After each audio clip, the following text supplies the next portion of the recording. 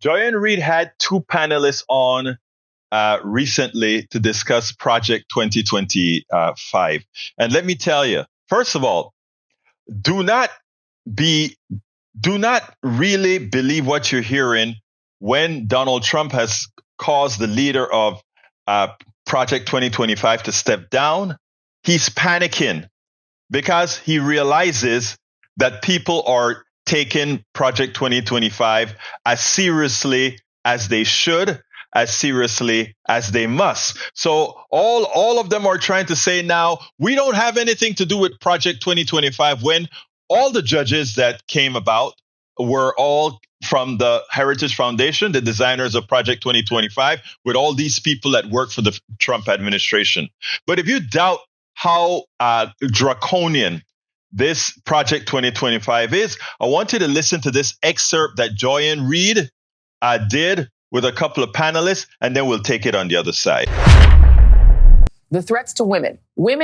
Abortion was not mentioned at the RNC convention, but it's mentioned here, and it is in jeopardy. Well, that was by design. Yeah, they wanted us to forget that they had taken credit for overturning Roe v. Wade. And the scary thing is, when you look at so much of Project 2025, they're using certain communities as scapegoats, but only to design ways to restrict all of us. You know, J.D. Vance was just talking about how he wanted to stop women from being able to travel across state lines to get care. Well, doesn't that sound a lot like the Fugitive Slave Act, right? So what we have to understand is all of this is connected. It is a scary plan. It is a dangerous one. And when you look at some of their strategies, it's flat out creepy how they want to control our lives, who we love, and how we live. Yeah, and men would be in jeopardy, too, because if you're transporting a woman across state lines, you, too, would be in jeopardy. This is men have daughters, they have sisters, they have wives. So this is a plan to essentially Handmaid's Tale this country by force. This is a very tiny percentage of the American people who are hyper right-wing Christians. I'm a Christian. I grew up in the church. But this is not Christianity as most of us practice it.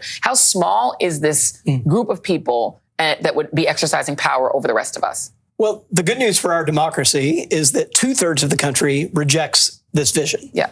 It's about 3 in 10 Americans who can be identified as Christian nationalists, either adherents or sympathizers to this worldview that you've described fairly well. But 2/3 of the country does not. But it's also 2/3 of white evangelicals that do embrace this. Right. It's a majority of Republicans who do embrace this. So it's wildly out of step with mainstream America, but it is at the heart of the MAGA movement that's fueled by white evangelical Protestants, and that you see all the way into this document. When you hear Donald Trump say, "Don't worry, Christians, just vote this one time, you'll never have to vote again," what did you hear? The most extreme things that Trump says, he tends to say for white Christian audiences. Yeah. That statement about he could walk down Fifth Avenue and shoot somebody in the middle, that was at Evangelical College that he made that statement. I don't think this is hyperbole. I mean, I really do think, like this document, we are getting in real time a telegraphed statement about what they intend to do. And it's an authoritarian white Christian nationalist vision, where, as you said, it's white Christian men who are at the top of the power pyramid. The word order appears over and over. An ordered society, a well-ordered society, ordered liberty. All that is code for hierarchy, right? It's this old 19th century vision that has this ancient, and it's not all Christians, to be sure, but this older vision of a white Christian America really baked into the center of it. What do you find the most alarming and the most frightening, the thing that you want people to know about top of mind? How they are using the federal government to institutionalize bigotry structurally, right? The idea that he would come into office and fire nearly 1 million federal workers, career workers, right? That's scary. And then input foot soldiers that would just carry out his will. The idea that they want to turn the Health and Human Services Agency into the Department of Life and charge it with promoting heterosexuality as a quote unquote ideal family unit, and then attach federal benefits to those criteria. That's scary. And I think ultimately here, we're not just talking about policies or impacting specific communities, though that's laid out quite clearly in Project 2025. But what we're talking about is the undermining of democracy. He's even saying out loud, if you vote in this election for him, for Donald Trump, that could be the last election you have to vote for. As Dr. Maya Angelou said, when someone shows you who they are, Believe them the first time. And people always leave out the first time. Yes. What alarms you the most?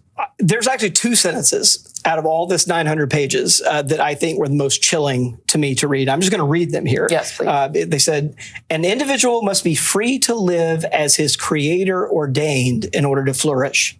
Our Constitution grants each of us the liberty to do not what we want, but what we ought. Now, who gets to define that ought? The very next sentence gives us a clue. The pursuit of the good life is found primarily in family, marriage, children, Thanksgiving dinners, and the like. So that other 900 pages, that's in the foreword of this document. What the other 900 pages really are about that 1950s Norman Rockwell vision of a white Christian America, with white Christian men and their heterosexual marriages kind of reigning up here and everybody else knowing their place. And for women, what are the most alarming things? Because obviously a national ban on abortion would be a part of it, but there's a lot more to it. I mean, the Comstock Act looms pretty large. You can use it in more ways than just to stop abortion. Absolutely. I mean, this is going to fundamentally reshape American life for women in this country. I mean, you can see all of that laid out in Project 2025. But I do have to say this. It clearly calls for a national ban on abortion. They intend to make that the reality. Also, I mean, the ways that they're defining heterosexuality and the ideal family unit, they are actually trying to put provisions into place to control us in our decisions. I mean, this trad wife, kind of housewife trend that they're trying to promote, that's actually a system of power and control over women's lives. So let's be clear. Everything that we enjoy today is our normal way of being, right? From being able to go to work, to raise your kids in the way that you choose, to have a partner that you decide and pick, all of that they're saying they want the government to control it. So let's be clear. This is a dangerous, dangerous document that's laying out exactly what they plan to do. So again, don't be fooled. These guys are trying to take us back to a position of indentured servitude, to a position where there are these folks that they think deemed the ones on the top while the rest of us survive. I mean, they're trying to distance themselves from it already. But here's the thing. The Project 2025 tenets are already in motion. We have a Supreme Court that was assigned by them. And what is the first thing that they did for Donald Trump? Give Trump immunity from whatever illegal stuff he does while in office. What do you think is the purpose of that?